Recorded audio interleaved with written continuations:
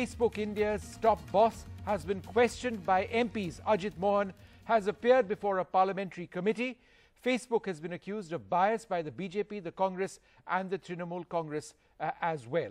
So that's our big debate today. Let's just take a look at a couple of other points. Now, of what actually took place in this panel meet, which lasted for more than 3.5 hours, Facebook defending itself in this House panel amidst these allegations that I mentioned.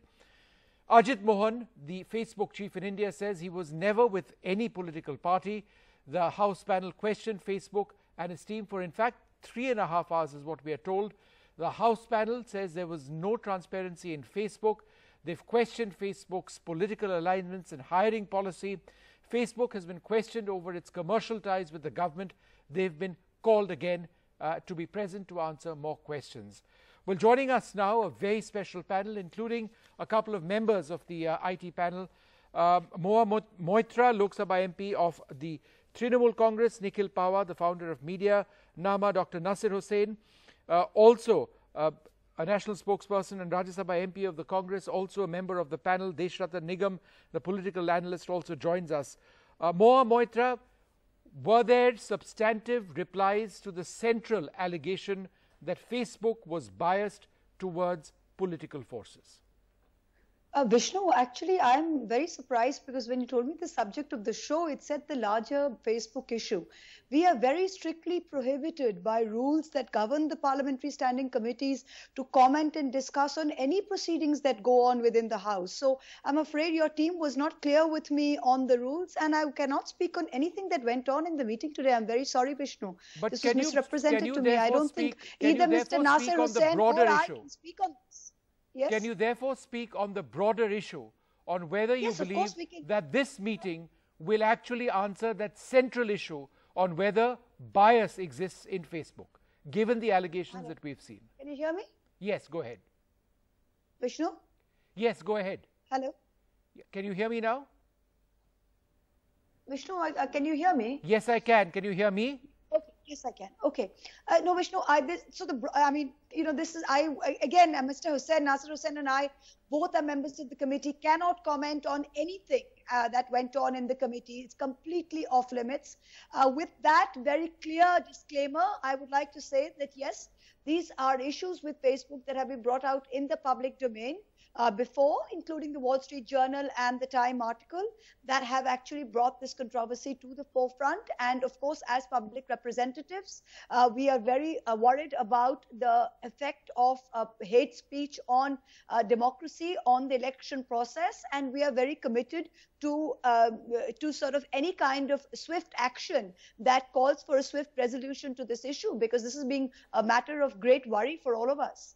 Dr. Nasir Hussain, without getting into the specifics of what was discussed, do you believe that there is a lot more that still needs to be answered?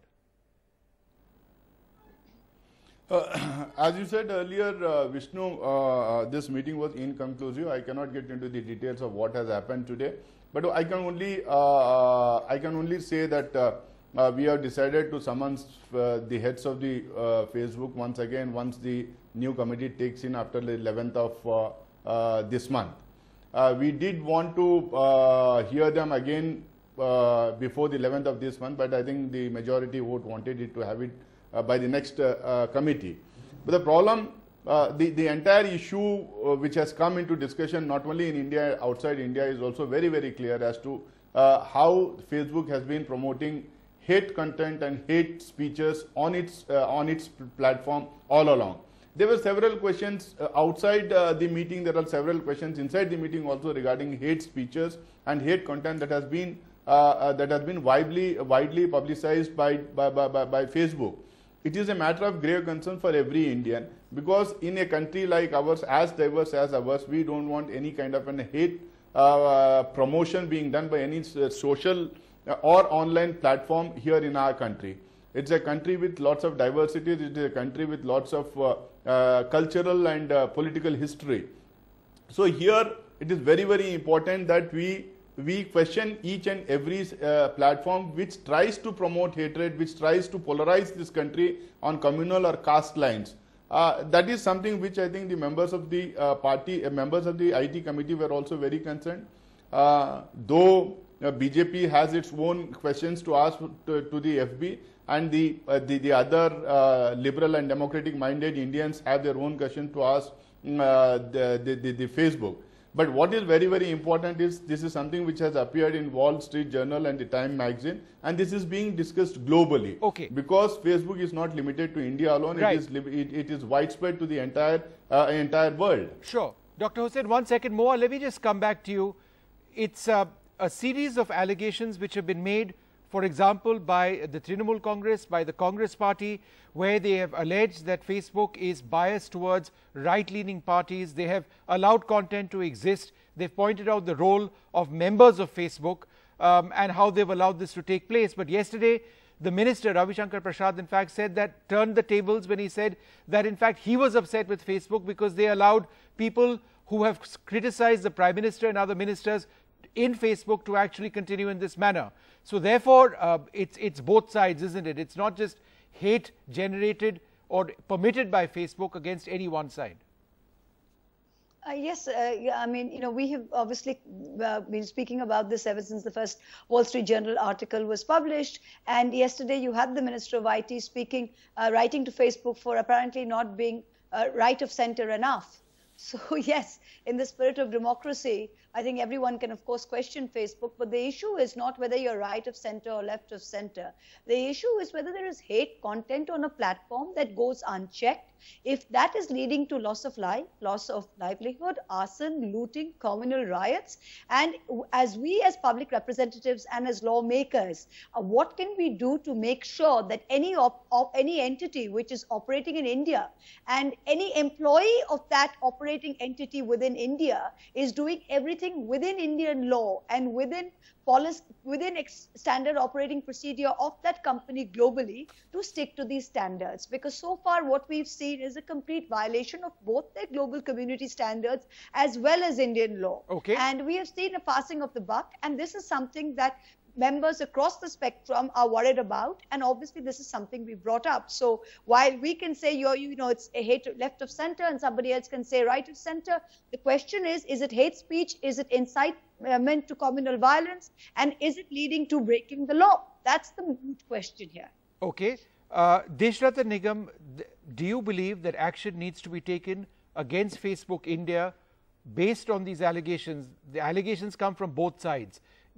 Given what you have seen and heard, do you believe that there needs to be action, and if so, what? First, let me tell you, I heard Mahua Moitra and Nasir Hussain very carefully. When they talk about Wall Street Journal and Times reports, then we clearly know their bent of mind. And Nasir Hussain saying it's BJP versus the rest, and the rest is liberal democratic people. So there also their bias against the left or right of the center is very clear, and against the BJP is quite clear. What happened inside the parliamentary panel meeting, I am not aware. But the fact remains, we have to view this problem as in objective manner as possible. Yes. Reason being, there are allegations from both the sides. And not only Wall Street Journal reports, but the other reports which are there, whether it is by our IT minister or by the IT cell of the BJP, they all have to be investigated. Issues are very serious. Most of these social media platforms take shelter under being intermediary. And however, they are able to remove contents. They are able to suspend accounts within India. So, and on the other hand, they say they are intermediaries. They don't have control over the servers. They can't do anything. So their own entire arguments is self-defeatist. They only want to take shelter from the police and the Indian courts. And I'll give you a very strange example.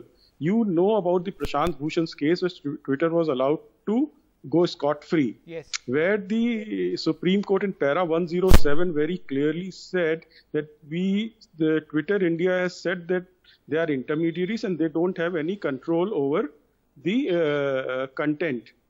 However, Supreme Court noted that they have shown their bona fide by suspending the accounts and removing the posts. These two things cannot go together. Okay. That means you have to lift the corporate veil and to see who are the people behind. It is Twitter INC, which is the actual controlling authority. Okay. One second, I just want to bring in Nikhil Pawar. I just want to bring in Nikhil Pawar as well. Nikhil, is there a mismatch between what Facebook has preached at a global level and what it practices here in India?